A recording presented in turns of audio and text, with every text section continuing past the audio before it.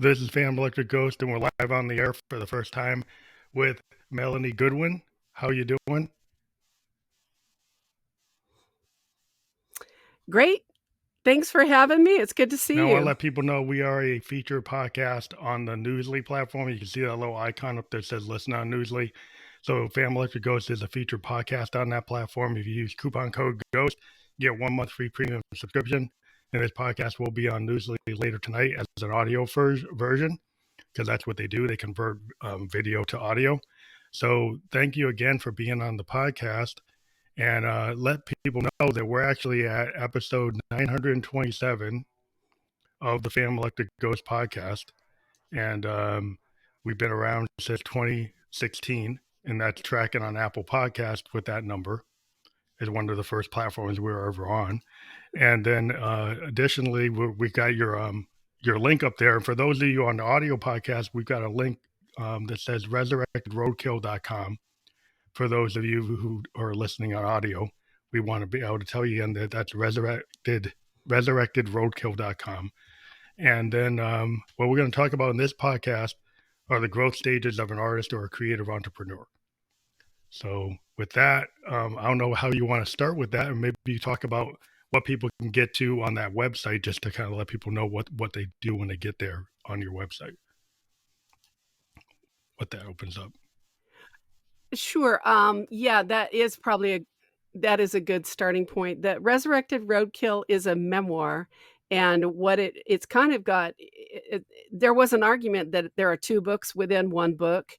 The first act or the first part is kind of an escape from a super toxic, abusive relationship.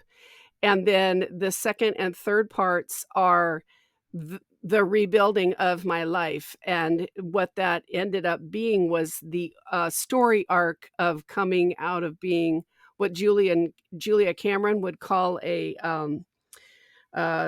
can't think of her phrase. My phrase is sort of a wannabe artist. Someone who is dreaming but not taking action, that kind of scenario, whether it's a dream for a business or a dream for a creative career of some kind. Oh, she would call it shadow artistry.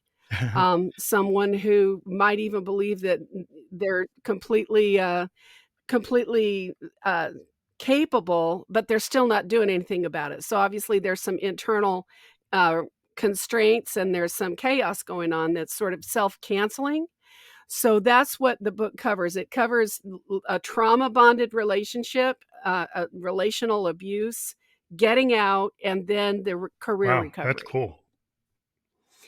And yeah. It's just what I found out when I first I left that relationship, and I observed what is called the no contact rules. When there's a trauma bond, there's kind of 3 tiers. I don't know how much you're in the details, but there's 3 tiers. If you can preserve the relationship and shift it, it's probably not gone that far south.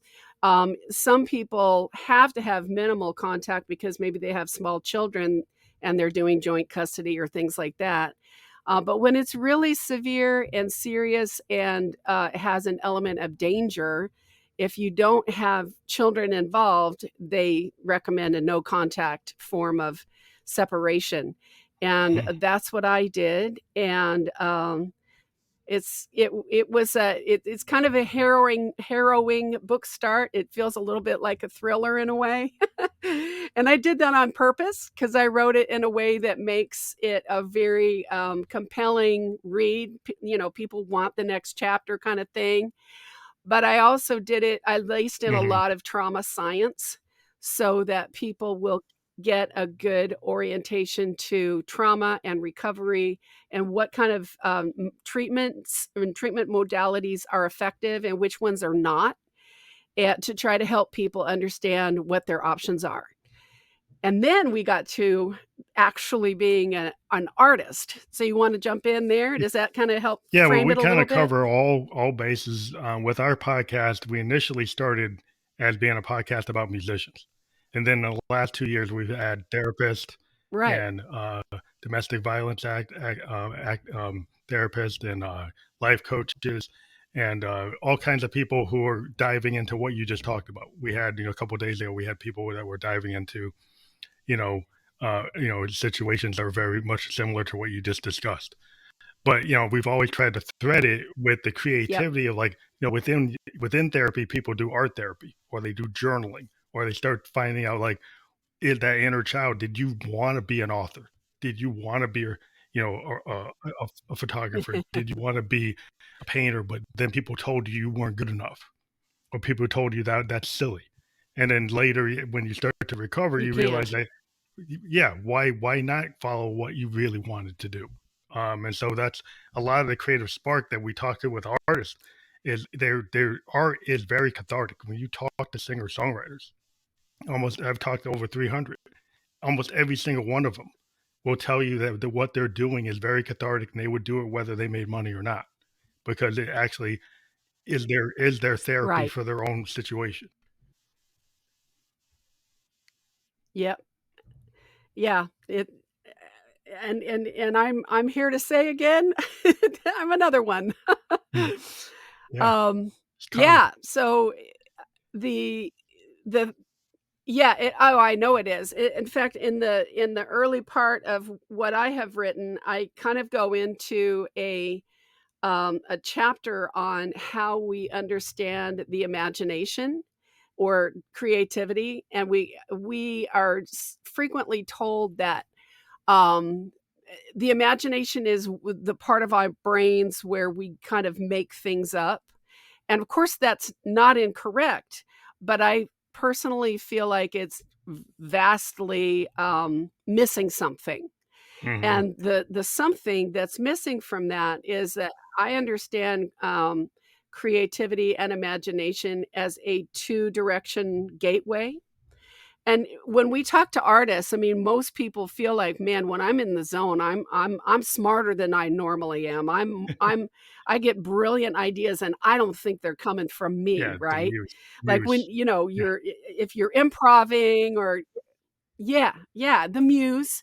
Yeah, the Greeks had a great framework for understanding. They were trying to tap into something that's beyond, and so since the imagination plays such an important role in recovery, but you have to understand that you're not making stuff up. Like if you're journaling and you hit on a massive revelation, you can't talk yourself out of it and get benefit from it, Hmm. right? You can't go, "Oh, well, I just made that up. That's probably not real." Yeah, So you definitely. have to actually trust this this imaging capacity. Like if you saw a vision in your mind's eye, you have to trust that you're hearing something super valuable. I totally get that, because I'm a sound designer. You see all my synthesizers behind me, but and I'm Uh-huh. I'm a keyboardist. I'm a producer, I and do. I like to think of, like, George Martin from the Beatles. He was asked about, like, how did you get the Sergeant Pepper's, Oh, right? And yeah, he said, I "Well, love George it's like Martin. Monet. It's a sound painting." There's actually a Right. documentary where he starts talking about how what they did was a sound painting, and it actually kind of set up the I whole love it. record industry to think of music not as just singles, but as like concepts and albums and art that was connected, and you actually could do, what you end up having, the Pink Floyd's of the world and the Yeses and the Jazz. You start having these bands that actually realize that the music could be very cinematic. It could be like art, like rock, or like rock opera. So Totally. you could go into these zones where it means a lot, and it is multi-directional. Where is that guy talking about, you know, Oh, about yeah. himself, or is he projecting, like a Bruce Springsteen? He creates these characters. Pete Townsend, and with Tommy, he created characters. Yeah, Is yeah. that him? Part of it's him, and part of it Yeah, I is the was just character. thinking of Tommy. Yeah, as part of the character Yeah. is him, part of it's another character Mhm. that he wrote. And that's, it's kind of multi-directional. As an artist, you take all your influences, take all your training, and then you feel the universe, right? So you feel, so like I could be channeling Coltrane, or I could be channeling, like like a blues guy like Lead Belly or Robert Johnson, or I could be channeling, something I just saw on a news show like a statement somebody said or a newspaper article, and it'll just creep into my work. And it's something that's inside, my microcosm and my Right. macrocosm. So I feel, yeah, a lot of artists, if you talk to them, they totally agree. They're very multi-directional.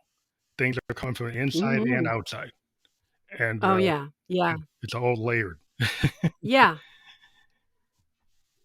Yeah, it's layered and it's a two-way communication. It's dialogue with something beyond, and that's what I think is maybe the most exciting thing about being an artist. But if you apply that same capacity to recovery, you've got an arsenal of tools now that are far better because when it comes to a traumatic history, it'll rewrite the brain. It'll literally regroove the brain if you're using your imagination to kind of reframe stories or, um, I don't know if you're familiar with the work of Bissell van der Kolk, but he has people do what's called drama Mm, therapy, where they're in a small group of people they know, and they get to say, you pretend you're mm, my mother, you're my dad, and whoever it is that they have something to work through with, they instead of going out to the actual relationships that are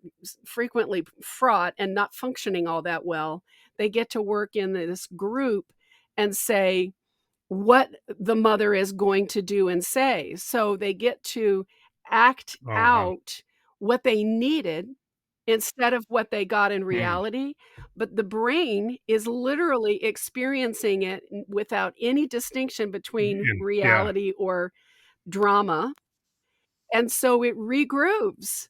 It's just, so I get pretty excited. I love the imagination and creativity because it's kind of saved my life, so that would be a great reason all by itself, but for what it can do for all of us, it is astounding, and it's cool that a lot of the, trauma-informed therapists are turning more toward that than, like, traditional talk therapy, which, statistically has not been it's successful. the Yeah. best at, helping people Well, the resolve. brain is Yeah, very yeah, interesting because yeah. So yeah, and by go the ahead. way But I mean, it's saying the brain is really interesting because, like, when you no, speak well something out, like, like, when you actually vocalize instead of keeping it inside, right? When you actually say what you're feeling and you talk to somebody, you start to make those words real when you talk them.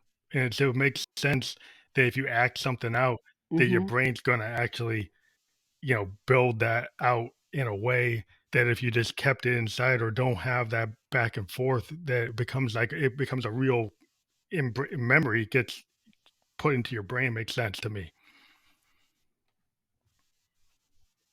Yeah, yeah, I think it's really how I mean, however you're comfortable, how God designed the universe or how the universe works or, we are first we have the thought, and then if we know how to take a spark and do the process of creating, we know that means getting something on paper or on digital audio or MIDI or, whatever the format is, that is the process of manifesting something. Mhm. But creation has to start with the spark and then the ability to, like, get it on canvas. Yeah. Well, a lot of people, yeah, What I was gonna say before was they don't. yeah, go ahead. This is a fun Well, they conversation. kind You of go they ahead. kind of like don't respect art because you can see like in schools that like get rid of the art program, get rid of the music program, and just stay with the sports and the science and the math, and they don't understand that human beings are very creative, right? No, even if you don't think you're creative, you're very Yes. creative in all the things you do. You create even if you Yeah. don't think you do, and so yeah, like trying to get people to feel like they always want to compare themselves. Well, I'm not Picasso. Well, I'm not Dylan. Well, I'm not John Lennon. Yeah, of course you're not. But you have individually, everybody has their own like spark of creativity, and it's valid and it's beautiful, and you should put it out. And you shouldn't just think, well, if I can't be but John Lennon, then I shouldn't do it. But that's not the case. Yeah. Yeah. Well, I have a phrase that I think I coined, and I what I say is imagination is the lost twin of reason. And what I mean when I say that is that we go to school, and the school system puts, some value on math and science, and the ability to reason, like the ability to, add figures and come up with the right math answer. But it devalued something more mysterious, it's true, and less measurable, and that is imagination. But the reason I say it's the lost twin is because when we go through life, the only thing that makes our life meaningful is the ability to interpret that, and that takes imagination. Mhm. That takes something that's not on this side of reason. And artists are doing that all the time, and some people would argue that artists are less adjusted, but I think artists are actually far more self-aware and adjusted than some of these people that only believe in facts, figures, and if you can stick it in a tray and measure the weight, Yeah. you know? I run into yeah. So it is, to me, it's the lost Well, I twin. run into a Go lot ahead. of people. I'm in design. I do software design. And the thing about software, it's like art Okay, and cool. science.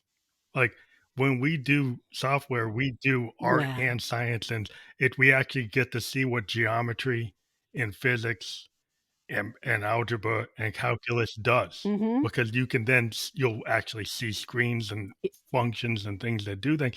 It's like, oh, okay, that's what that algebra actually does. That's what that geometry actually does. And so it's Uh-huh. as a musician, also, as a keyboardist, it's like a math to music. There's a logic in the timing. There's a Mhm. lot as a synthesis, we deal with sound waves. Yeah. I spend all this time taking triangle waves, sine waves, cosine waves, ramp waves, pulse waves, and turning them into things through a theory called subtractive synthesis. It's science, but it's art.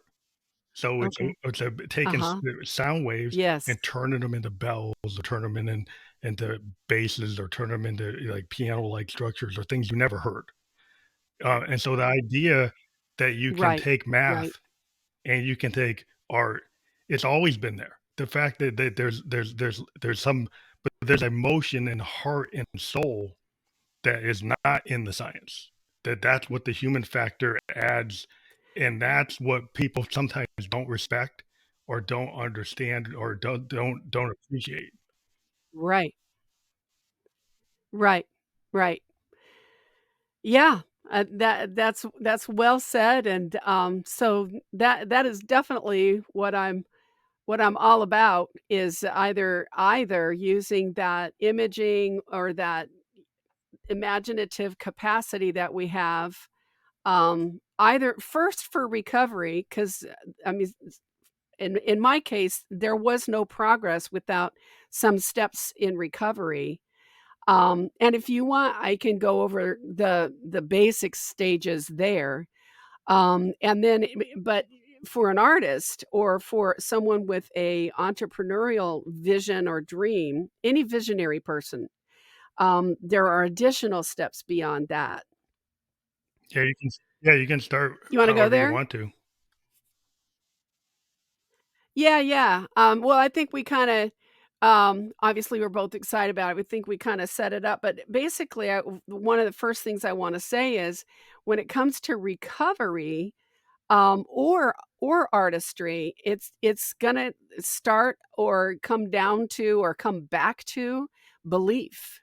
Because I can tell you, like when I first walked into a codependence group, um, I I wept when I heard the 12 promises, and they were simple things like, um, I have the right to be in an environment where I'm loved and appreciated, or I will have good relationship. I mean, really simple things, Mhm. and yet the hearing of it, um, and my emotional reaction revealed that, wow, I have not been experiencing things for so long that I forgot to even hope for those, Mm. right?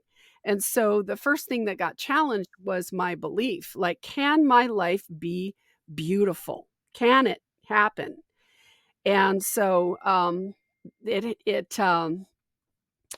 that's one of the foundational things, but it's not like we go to that as step 1 and finish step 1 and then we never go back. It doesn't work like that. What I also noticed, and they're very similar, is that I think life has to be sort of deconstructed if you've been in a super abusive pattern or a toxic pattern.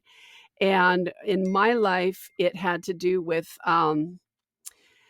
self-acceptance, and I didn't even realize that I was pretty self-loathing, so I had to work through that. And then another one that Bissell van der Kolk talks about is agency.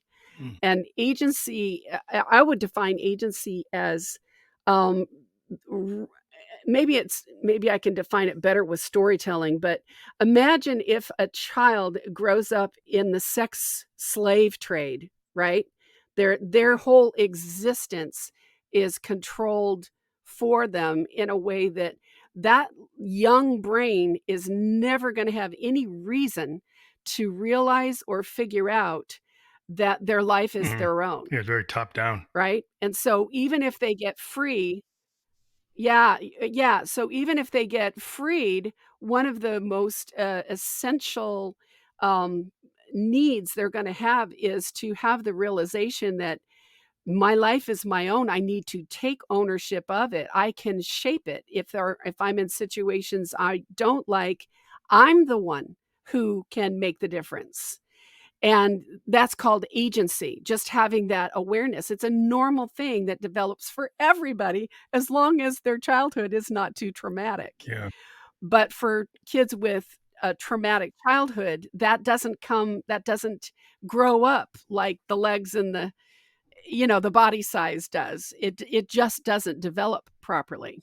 A lot of people can end up in that kind of So, very I was authoritarian type of top-down structure, whether they were in mhm, slavery or sex worker. mhm, If you were in a situation where you had a narcissistic parent that was controlling you and basically saying you're right, never going to amount to anything, then you have a belief that's not true. That's not a mhm, truth, but that narcissist embeds you with that and basically says, "You're never going to measure up to me, and I'm the best, and you can never be me. You're never going to be an individual. You're going to be you're like you can't ever get that individuality that you need to have to develop. Like if you always you end up seeking out another narcissist. What I've found is people end up getting into a pattern where they just keep yeah, on replacing that narcissist with another one, and another one until they actually get rid of that belief that they're not good or they're never going to measure up. And so they just keep on replacing that person with the same right, person. exactly. Totally. Yeah, that's actually a little bit what my story is. I mean, I shouldn't say a little bit maybe, but I had a birth trauma, just real fast. I had a birth trauma, on the heels of when I recovered from the disease. I had a staph infection, and so that meant for every hour, like for the first few weeks, it's not clear to me how many weeks, um, but I had to get lanced hourly. And so Mm, for maybe as much as a month or two of my very first experience on earth was lancing. And when the nurses couldn't do it, my mom was trained to do it. And so I grew up with a extremely distrustful relationship of mom and parents. So I was rather defiant as a kid because if people got in my face or took me by the shoulders and tried to shake me, which, I grew up in the 1960s, and people were just really treating their children differently then, right? So yeah, I yeah. had people in my face and trying to get me to behave right because my behavior was labeled as I was labeled as a defiant child. Oh, And so I was in trouble a lot, and nobody was thinking this is a traumatized person. Let's try to bring some trauma informed care here, because they just frightened me. And so what I did was I fought, I kicked, and I screamed, and I bit my babysitters and my parents. And So the identity that formed, and that's another thing on both lists, the recovery list and the growth stages of an artist or a business person, is identity. So I'm going to come back to that a little bit later. But my first identity that was formed in my family of origin because of this story, this origin story, was, you know, rejected, not trustworthy, unlikable, trouble, and just kind of worthless, like would be. In fact, I had a suicidal moment that was changed radically by a vision on the heels of it. So I'm really grateful for that. But my suicidal thought was everyone in my family would be happier if I was just dead. Yeah. Yeah. And I mean, I was 11, so it's not like I thought about killing myself. I don't mean that. Hmm. I just mean my thought Your process process was that led way. me to Yeah. think everyone yeah, everyone would be happy if I was just dead. And so it was really like the ultimate of self-cancellation, Hmm. right? And so that was my mindset until it got challenged. And then I married 3 times. I married everybody I got. I had a conservative upbringing, so I married everybody I got serious with. And the first 2 marriages lasted less than 4 years because I was quickly out of there. But on the third time around, I thought, this problem must be mine, and so I'm gonna stick it out. I can't bail again. But I was with someone worse the third time Hmm. than the first and the second man. And what you just said, I did. I married sort of the same person 3 times. They were not the same man. I just Personality mean wise. the dynamics were playing out. Yeah, the dynamics were the same, each time. And so finally, when I got out of my 24-year marriage, um, it that's when I call it my gut to the studs Hmm. remodel. Like, if you know any Yeah. contractors, like when you go Got in the and whole you thing just out. gut.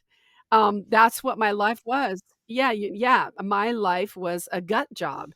And because there was very little structure that I trusted You, at you the need time. a And foundational then, shift. of course, when you build back, Yeah. yeah, I need a major shift. I needed 100 and shifts. You know what I mean? So yeah, you're absolutely right. Until I deconstructed the trauma origin and did a lot of work, I was gonna always marry narcissistic people. Yeah, it seems to be the common thread that, like, Yeah. I've been doing this maybe only for 2 years, getting into this zone of dealing with these type of issues, and the common thread I keep on hearing as a podcast host Right. is narcissism, like inner child, people being, wounded because of the, like, beliefs that aren't truths. Like, the idea that you're not good enough, that you're never gonna be good Exactly. enough, that, you don't "I wish you weren't born," the kind of vibe that some narcissistic people. Yeah. Or you're just a pain in the Yeah, butt. they put on their kids, they don't realize how much damage they're doing, right? So, whether it's a grandparent or their uncle Right. or their aunt Right. or whatever, somebody important in your early development gets these beliefs in your head, and you think they're truths, and then you get stuck in this whole cycle until you realize Mhm. you have a right to be happy. You have a right to not be repeating something like you're in this codependency, and you don't need to be there. That you can be happy. Everybody has a right to be happy. It's not Right. like your duty to suffer through everything. And a lot of people are kind of taught with their systems Right. that it's actually okay to suffer through. It's not okay to challenge why you're suffering through it. It's like just deal with it. And people, have this kind of stoicism. It's like, oh, I'm just supposed to deal with it. Like, no. It seems like maybe you are supposed to deal with it in a different way. Yeah, no joke, right? Yeah, and for me, because I was a believer, I mean, and when I say that, I mean a Christian. I wanna be super careful about how I say this because I'm really glad to be a Christian. I'm grateful to God, but there was some teachings, and I kinda make a distinction when call that churchianity. Hmm. There was some teachings that really solidified my sense of I don't have the freedom to leave, right? Because there wasn't any adultery, and some Christian Yeah. churches You can't. say that the New Testament says without adultery you Hmm. can never leave. And, I don't believe that's what the whole Bible says, and that's a whole other discussion. But I did actually go into that in the book because I had to work through, well, what does the Hmm. scripture say? Because I'm trying to, follow this book, right? So what's in there? Everything So can be interpreted. That's the problem. so Is like it depends on so like your spiritual guidance could have their own objective, and if they happen to be certain types of men, they could say, "No, there's no other interpretation than what the way I say it." And then you could read somebody else's, and oh, and and I and so believe the thing is, like, that's where your individualism is, like, you have a right to read it and interpret it, and then find people who believe maybe what you Mhm. believe, and it's not just one interpretation, it's multiple interpretations of things, and, some people want you to only have one way, but usually you gotta questions like, why do they want that one way? You know? Yeah, yeah, no joke. Well, I think historically that I don't know, I don't think anyone can doubt that there's been a lot of harm because when the church was saying, "Yeah, maybe he's sexually abusing your children, or maybe he's, beating you half across the house, on a regular basis, but if there's not adultery, you can't Yeah, that leave." doesn't seem And so, I mean, respectful. things got really That's not messed very up. respectful Yeah, of not at the all. other half of humanity. Like when you have a very top down kind of male centered universe, that somehow that Oh, person is yeah. closer to God, and Yeah. they're kind of like they're dictating like the Bible's dictating, and then this other person who happens to be, a woman, they can't challenge it. And when you put somebody in a Or a situation where you child. can't Yeah. challenge, like, something that's doing harm, and then you have to start to, like, is that Mhm. actually valid? Right? You have to start to look at it, and a lot of times people get, they wanna be a good person, they wanna follow their spiritual guidance. There's multiple religions that can get people into the same Right. issue, and the issue then is, like, okay, Right. why is that happening? It's like I was a sociologist, and, I took sociology, and it's like the whole idea of the Mm. macrocosm Mhm. and then the microcosm. So you have these Yeah. macrocosms systems Mhm.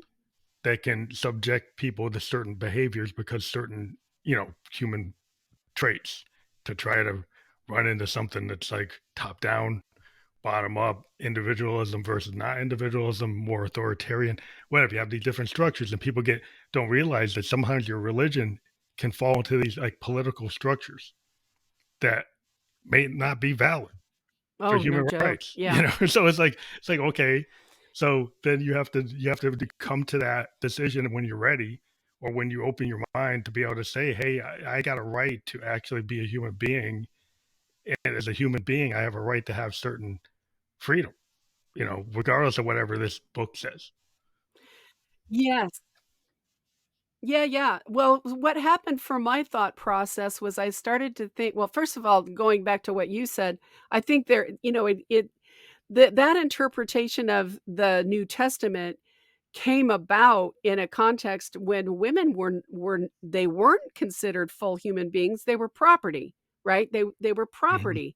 At the time that King James was doing the translation of the Bible into English, um, women were property, and so the mindset that worked with English translations, seeing it through this lens of, well, women are just our property, didn't take into account all of the provisions from the Old Testament that gave a person, a woman or a man, either one, the right to say, if I am not cared for, if there are Hmm. deficiencies in how I'm cared for, or in my life with this, then the marital covenant is broken already.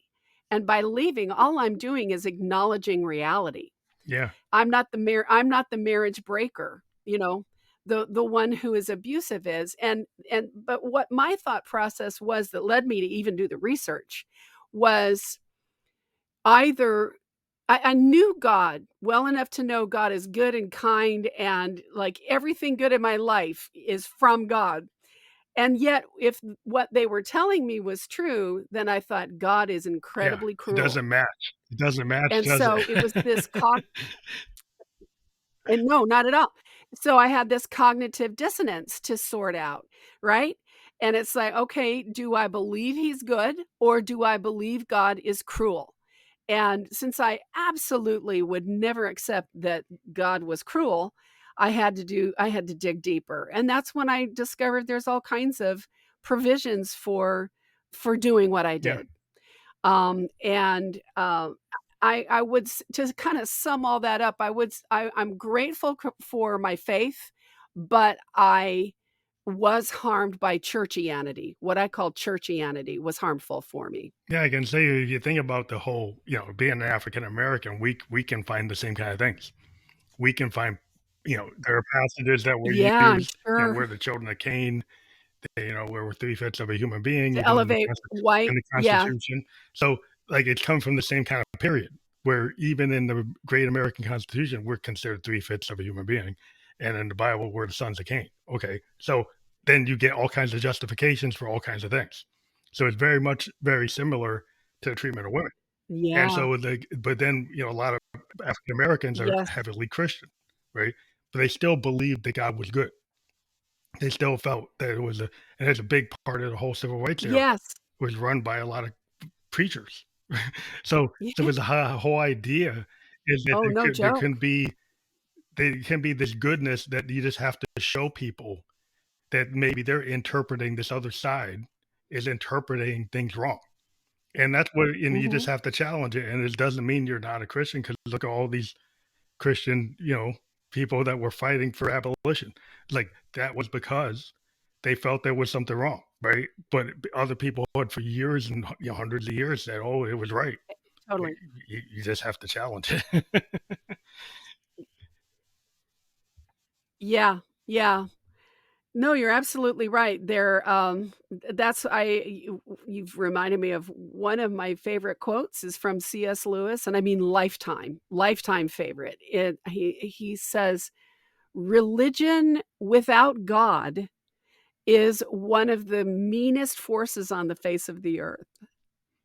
Yeah, it can be very So, political. to me that like yeah, it can be used, when it doesn't understand the heart of God, it can be used to oppress all kinds of different people and seemingly justify something, but, yeah, so I just thought that was a brilliant comment, from Lewis. I Well, a lot of people use yeah, you do have So, to yeah. in I terms mean, of well, I both guess what I was trying to say is like yeah, people have these paradigms that we're either kind of born into the paradigm mhm, or taught the paradigm, and then you have to find out, is that really making sense to you?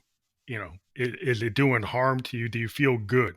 If you don't feel good, that you feel like, oh, like maybe I shouldn't be here, or maybe I'm not worthy, then you can right. start to question, like, is that paradigm that put me in this spot, is that really the right thing? you know, to Yeah, there's nothing wrong with absolutely. questioning that once you realize like that's how you feel every day, then something doesn't fit. Like again, that cognitive dissonance is like, why is that? Mhm, mhm. Yeah. Yeah, that's actually one of the things that I relied on a lot in terms of my recovery and my career recovery. When there's a cognitive dissonance, one of the things Bissell van der Kolk wrote about was parts therapy, where people literally dialogue with, like, and parts. The idea of parts is widespread. Most people, it would not be a weird thing at all for somebody who said, part of me wants to go to dinner with you guys, but part of me wants to stay home tonight in my pajamas because I just want to be in my PJs on the couch. Hmm. So there's 2 parts, and they want different things. And, without getting into it too far, parts therapy, identifies the parts of us that, like, for example, I was a non-producing artist. I was a shadow artist, right? Mhm. And what I discovered was there were parts who were designed to stay safe. And of course, you don't make Yeah, art safe. by staying safe. You have Yeah, to take risks, right? You gotta create, you gotta say something, and you gotta you gotta ship it, show it. right? All of those, yeah, all of those are, um, eh, bigger and bigger levels of exposure, of self-exposure, and so, I had to take some of those parts down in addition to just your basic stuff that was part of my standard recovery, like self-acceptance, a healthy and appropriate kind of self-love. I don't mean loving myself more than everybody else. Mhm. I just mean thinking I had value and something to contribute, Yeah. right? I needed to come to that realization, and then the other realization, and this goes back to identity, was I'm an artist. Yeah, I had been so talked out of it. It's like every time I said, "What do you," they said, "What do you wanna do?" And I said, "Well, I'm a singer, and I already write songs. I've been writing songs since I'm 6." And they're like, "Yeah, but you need a backup plan." Or, "Yeah, but what are you gonna do for money?" And so this messaging is, well, you can want that, but you can't do Mhm. that, right? You can't make that work.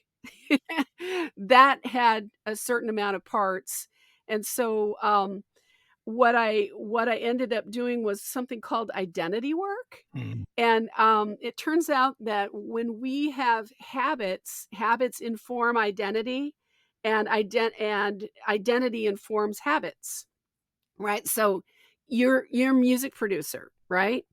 So at what point did you say I'm a music producer? Was it before you ever did any music production, or was it after you had done some and then you started to say, "Huh, I'm a music Yeah. producer." Yeah, it's kinda Right? like chicken and egg, 'cause I was The always like, I was into, Yes. like, singer-songwriting, right? So, the idea was I didn't do covers. Okay. Even, like, if I stay at age 17, I went and Okay. got a multi-track, I went and got stuff, and I wasn't just covering the bands, like, every band I was trying to be in at, say, age 17 just wanted to cover Led Zepp, just wanted to cover whatever was in the top 10.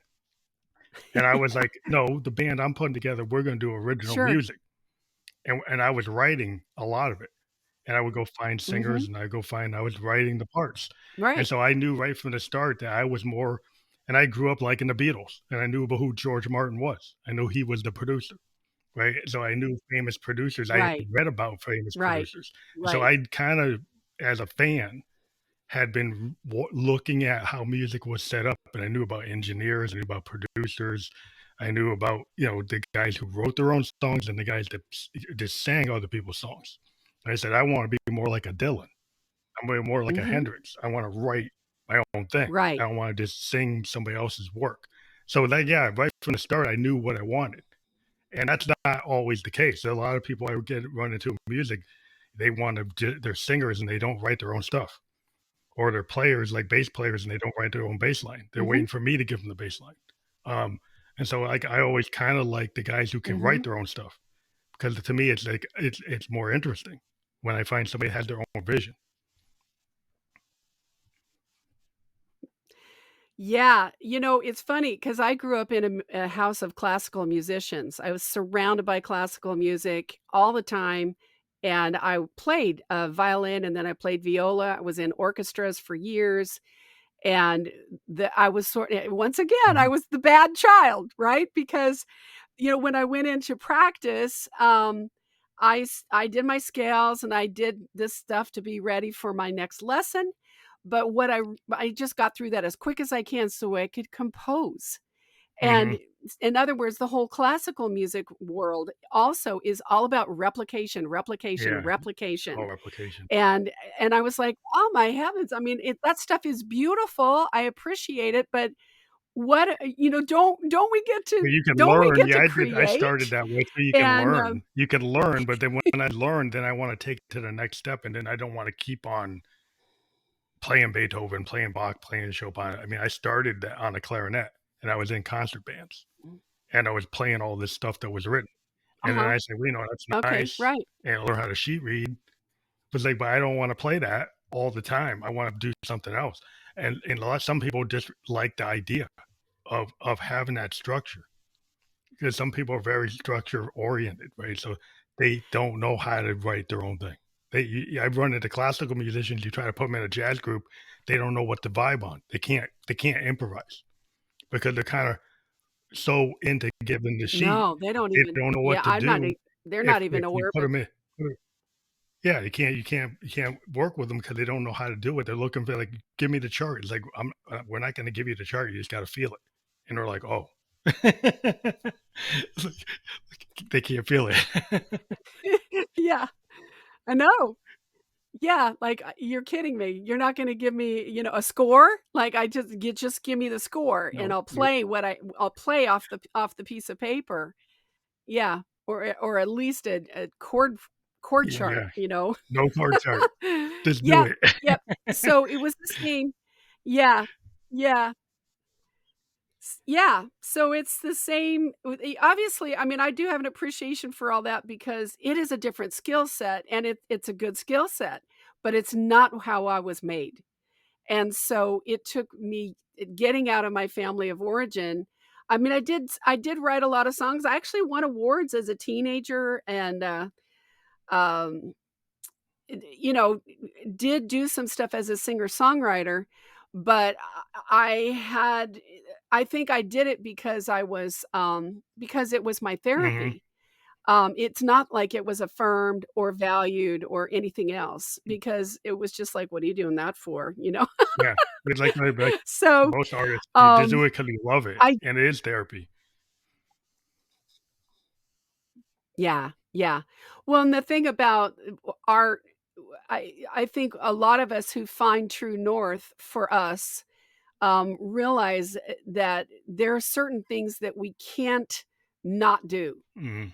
Like I got sick. I got an illness, a disease that affected my lungs, and I had to stop singing. Well, I didn't have to stop singing. It was impossible. I couldn't cross a living room without being winded. So singing was over. Mhm.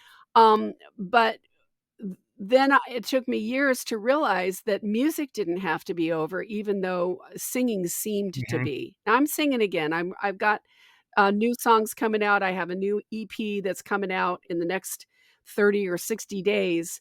But at the time, I thought, yeah, yes, I'm super, super glad to be saying that. But at the time, I thought it's over. And so I put all of music away because I was more like the singer songwriter.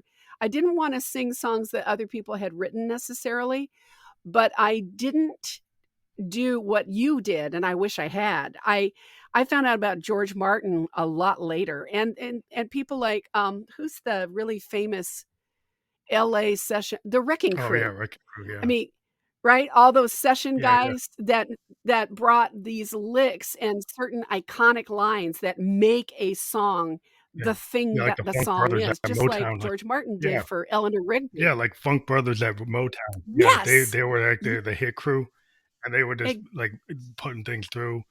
And you had all these yes. great, guys like Todd Yeah. Rundgren, and you had these, like, big producers that were known for having, like, all these studio musicians within the different scenes. You got the Chicago scene, you got the LA scene, you got the New York scene. You had these different people coming, like Neil Diamond Right. coming out of Right. Tin Pan Alley, and you got these guys doing different things.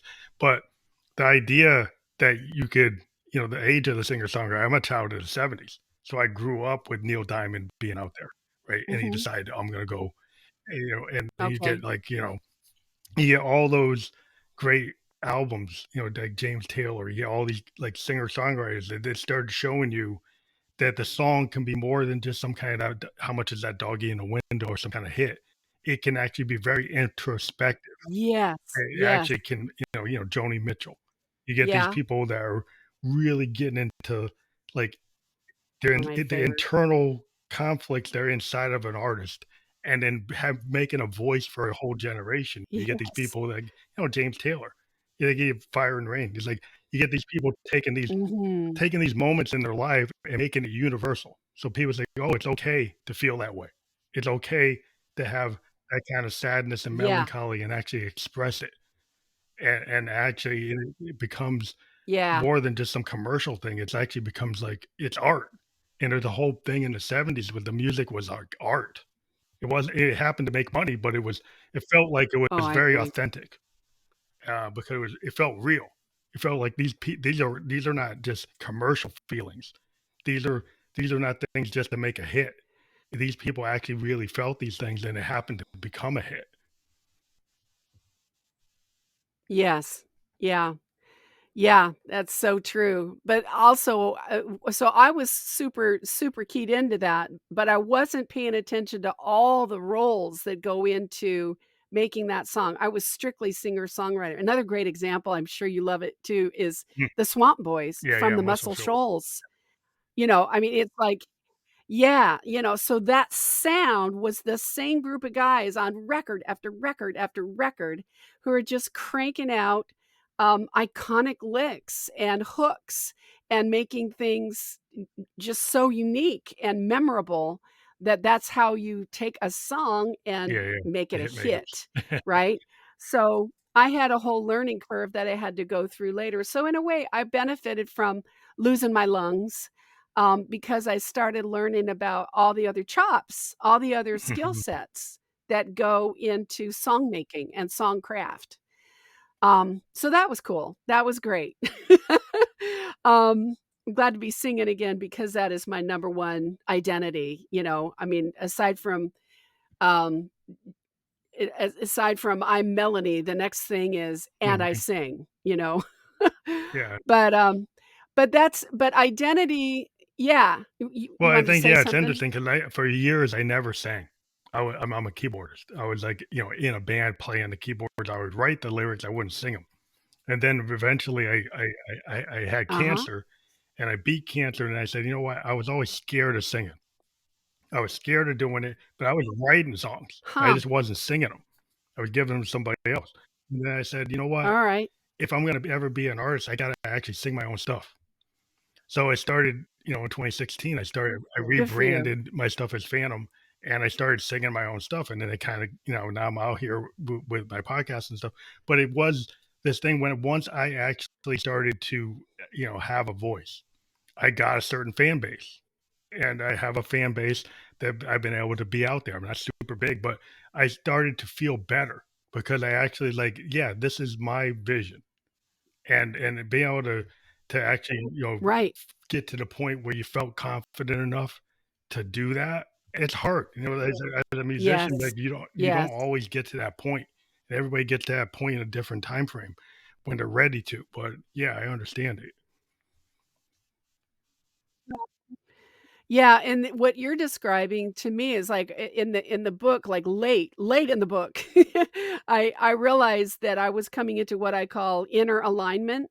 Like finally my desire and my goals and my activities, like my habits, my habit life, they were all finally lining up and they were working toward being not just a producing artist, but a Mhm, career artist.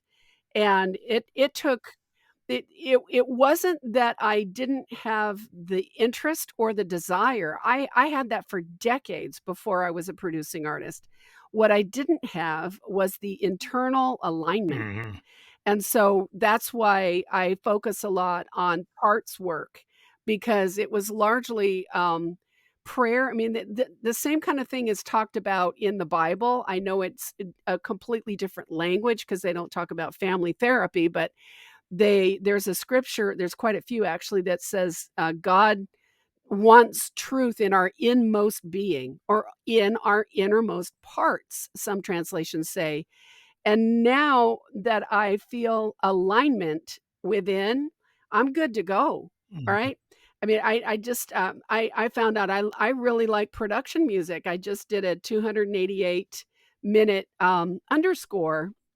So in addition to my singer-songwriter stuff, which I'm just about to roll out after, a 40-year chill. mhm, um, I really love writing to picture. I and so all those things are happening for me now because of the alignment within.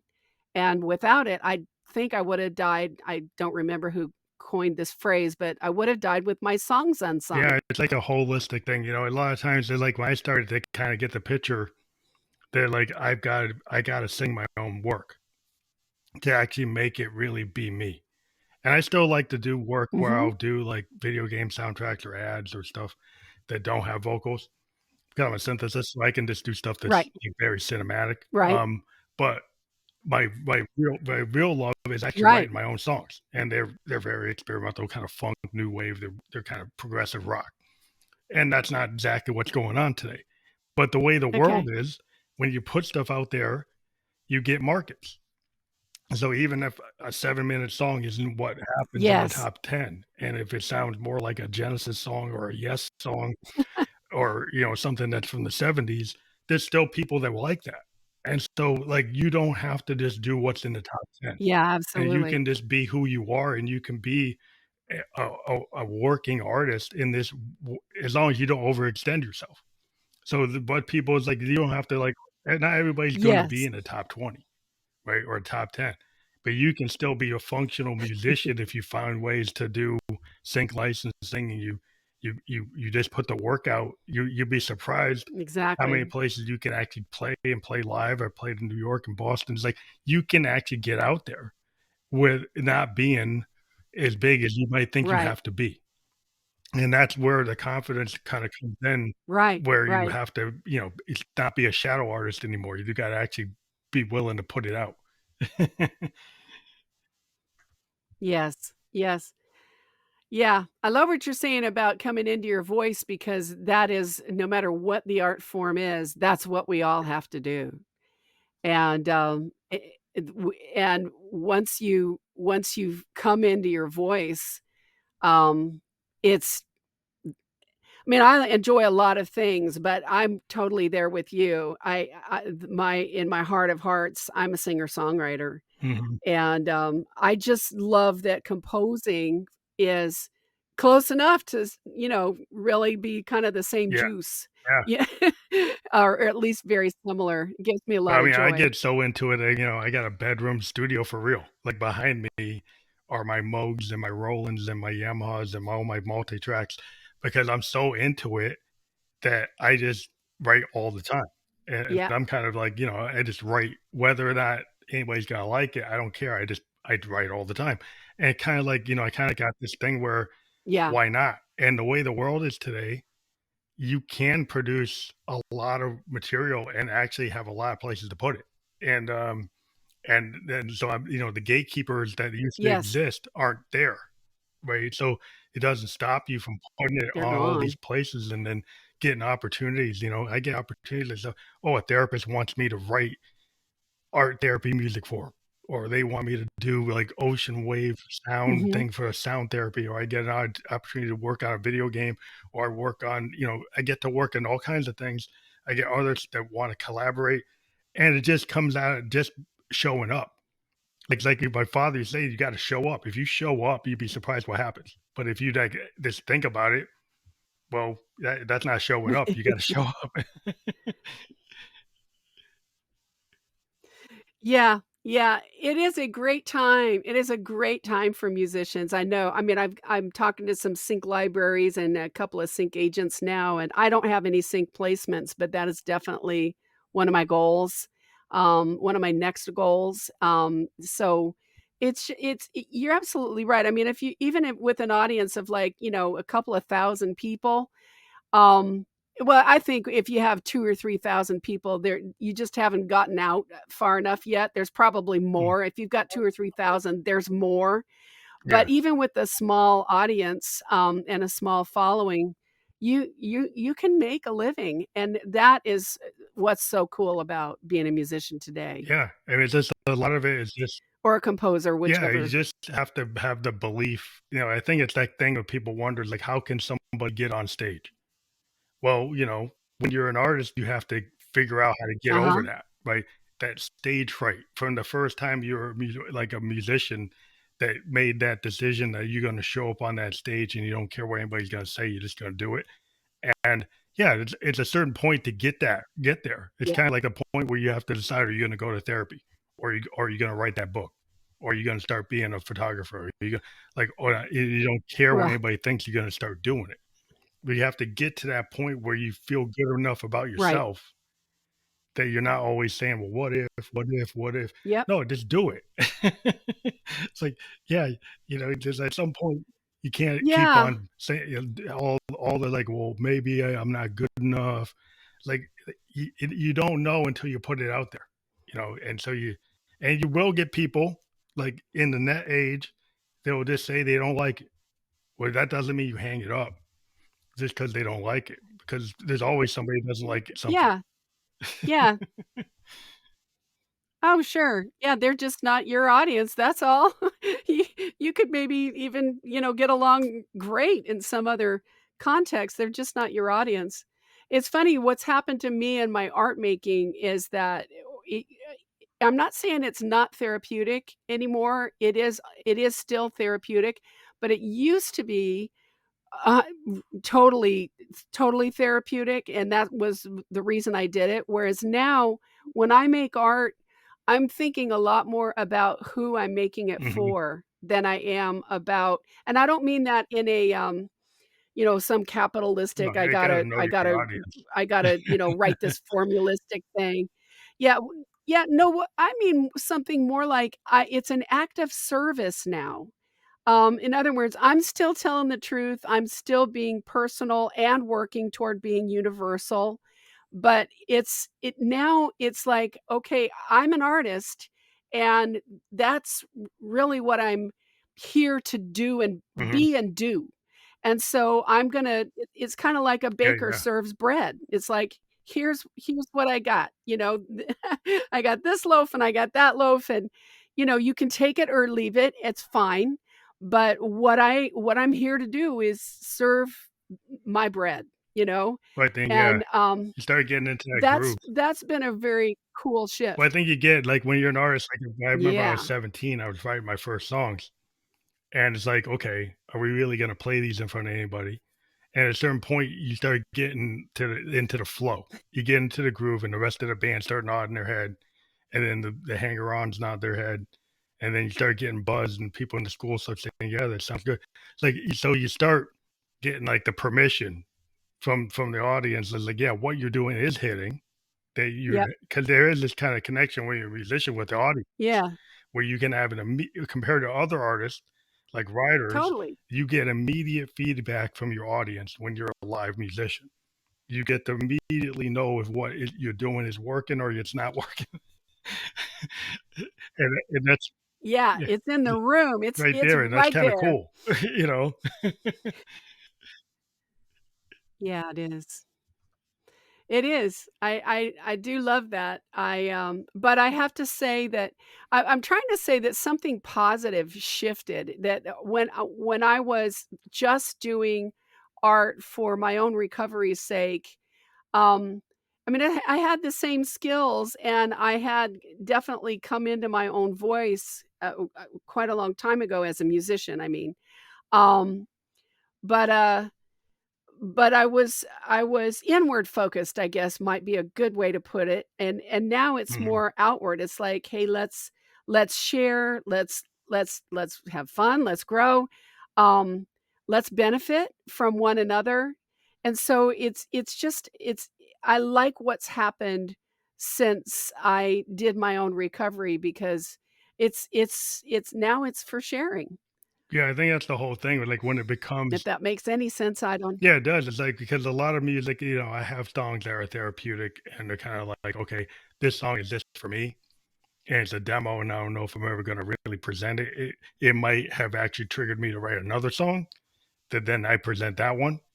And then the Right. idea is like, and then you get, yeah, Yes. and so then you get to this point where it's like, okay, I know which ones are for me, and I know which ones are actually for the world, and I learned how to, figure out that it's like a process.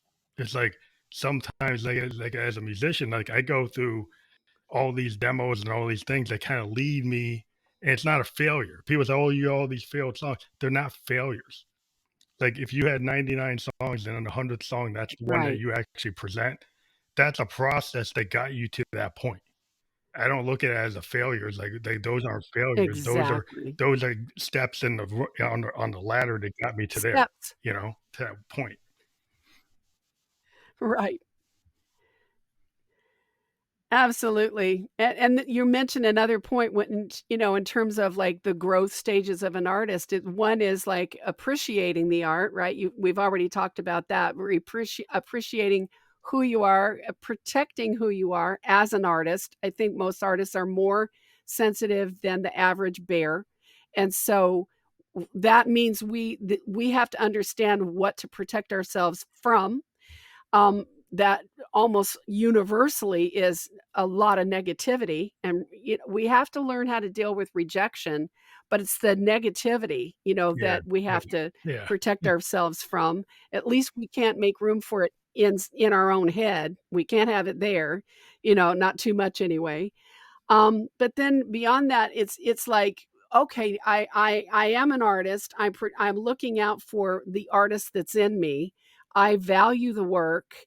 I see other people valuing the work.